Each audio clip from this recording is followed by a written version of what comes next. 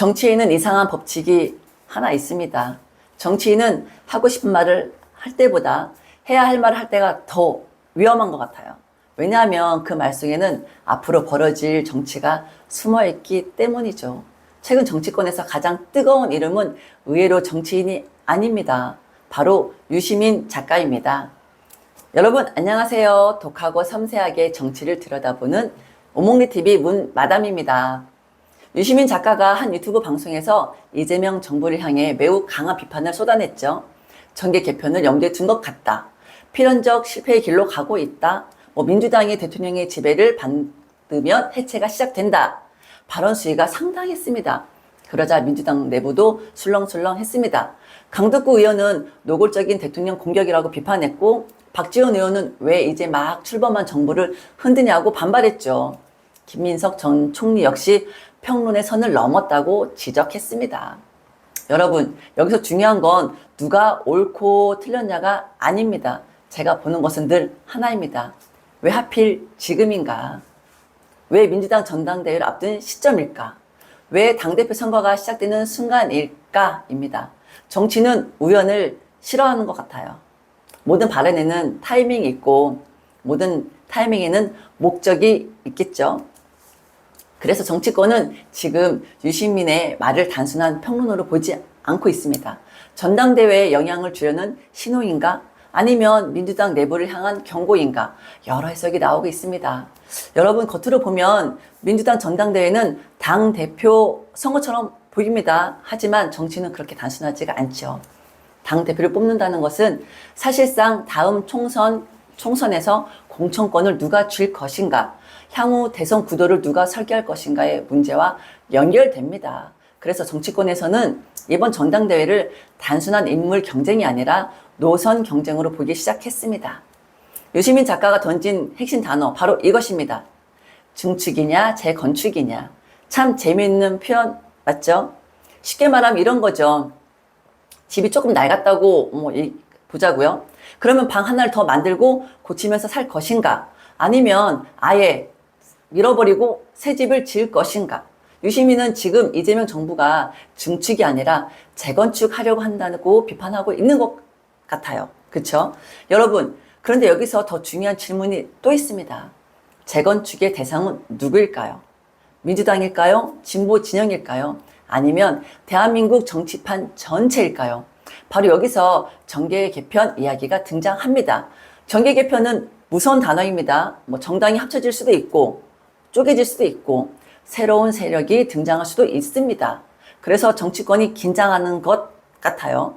실제로 유시민 발언 이후 민주당과 조국혁신당의 관계, 범진보 진영 재편 가능성, 또 친명과 비명 문제까지 다시 수면 위로 올라오고 있습니다. 그런데 여러분, 저는 여기서 국민의힘 이야기도 해야 한다고 봅니다. 왜냐? 민주당만 권력 재편을 고민하는 것이 아니기 때문입니다. 오늘 국민의힘에서는 오세훈 시장이 당대표제를 폐지하자고 이야기했습니다.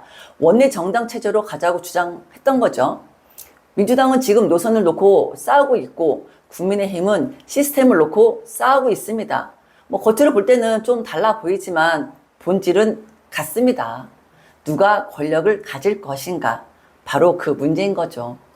여러분, 많은 분들이 이번 민주당 전당대회를 당대표 선거라고 생각하고 있습니다. 그런데 정치권은 이미 다음 장면을 보고 있습니다. 당대표가 누가 되느냐 보다 그 대표가 어떤 민주당을 만들 것이냐, 그 민주당이 어떤 연합을 만들 것이냐, 그리고 그 연합이 2030년 대선까지 이어질 것이냐, 그걸 보고 있는 거죠. 그래서 저는 오늘 이런 질문을 남기고 싶습니다. 우리가 보고 있는 것은 정말 당대표 선거일까요? 아니면 이미 시작된 권력의 재편의 첫 장면일까요? 정치는 늘 선거가 끝난 뒤에 시작됩니다. 그리고 권력은 늘 조용히 움직입니다. 제가 지금 앞서서 유시민 작가가 던진 정계 개편 이 한마디가 왜 정치권 흔들고 있는지 쭉 이야기했습니다. 그렇다면 이번에는 조금 더 안으로 들어가 볼까요? 과연 지금 민주당에서는 무슨 일이 벌어지고 있을까요? 정치에서는 돈은 숫자가 아니라 신호입니다. 여러분, 정치에서 후원금은 단순히 선거 자금이 아닙니다. 민심이 어디로 움직이고 있는지 보여주는 하나의 신호이기도 합니다. 이번 민주당 전당대회에서도 후보들이 후원금 모집 속도가 큰 관심을 받았죠. 후원금은 법이 정한 절차에 따라 모금되는 합법적인 정치 참여입니다. 하지만 정치권은 금액 자체보다 누가 움직이고 있는지 더 중요하게 봅니다.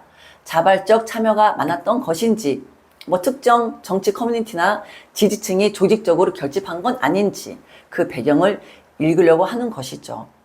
여러분, 돈보다 중요한 것은 사람의 움직임입니다. 그리고 정치에는 그 움직임이 다음 선거를 예고하는 경우가 적지 않습니다. 강성당원은 민주당의 힘일까요? 부담일까요? 이번 정당대회를 보면서 가장 많이 나온 단어 가운데 하나가 있습니다. 바로 강성당원입니다. 어떤 분들은 말하고 있습니다. 당을 지키는 가장 든든한 버팀목이다. 반대로 다른 쪽에서는 당의 외연 확장을 어렵게 만든다고 이야기합니다. 두 주장은 모두 정치권에서 나오는 시각으로 보여지는 이야기입니다. 강한 지지층에서는 선거에서 큰 힘이 됩니다. 어려운 순간에도 당을 지키고 후원하고 거리로 나가고 온라인에서도 적극적으로 활동합니다. 하지만 한편으로는 중도층이 부담을 느낄 가능성을 우려하는 목소리도 분명 있죠. 그래서 민주당은 지금 핵심 지지층을 지킬 것인가, 외연을 더 넓힐 것인가라는 과제를 안고 있다는 분석이 나오고 있습니다. 여러분, 10년 전 정치와 지금 정치는 완전히 달라졌습니다. 예전에는 신문 일면에 저녁 뉴스, 또 정당 조직이 여론을 만들었습니다. 하지만 지금은 많이 달라졌습니다. 유튜브 한 편이 수십만, 수백만 명에게 전달되고 라이브 방송 하나가 하루 종일 정치권의 화제가 되기도 합니다. 정치인들도 이제는 국회보다 유튜브에서 먼저 메시지를 던지는 경우가 많습니다. 시청자 여러분도 느끼셨을 겁니다. 같은 시기에 여러 정치 채널에서 비슷한 주제를 다루는 모습 말입니다. 물론 지금 문마담도 같은 이야기를 나누고 있죠. 물론 이것이 누군가의 조직적인 움직임이라는 뜻은 아닙니다. 다만 정치권에서는 온라인의 공간이 여론 형성이 과거보다 훨씬 큰 영향을 미치고 있다고 보고 있습니다. 그래서 정당대회에서도 온라인 여론과 당원 투표의 관계를 주목하고 있는 것이죠. 민주당만의 이야기가 아닙니다. 여기서 한 가지 질문을 드려보겠습니다. 이런 현상이 과연 민주당만의 문제일까요? 저는 아니라고 생각합니다. 국민의힘도 마찬가지예요. 장동혁 대표가 올림픽공원 집회를 찾고 당원들과 직접 소통하면서 존재감을 키웠던 것도 기존 정치의 문법과는 다른 방식이었습니다. 오세훈 시장은 원내 중심 정당을 이야기하고 있고 장동혁 대표는 당원과 거리 정치를 강조하고 있습니다.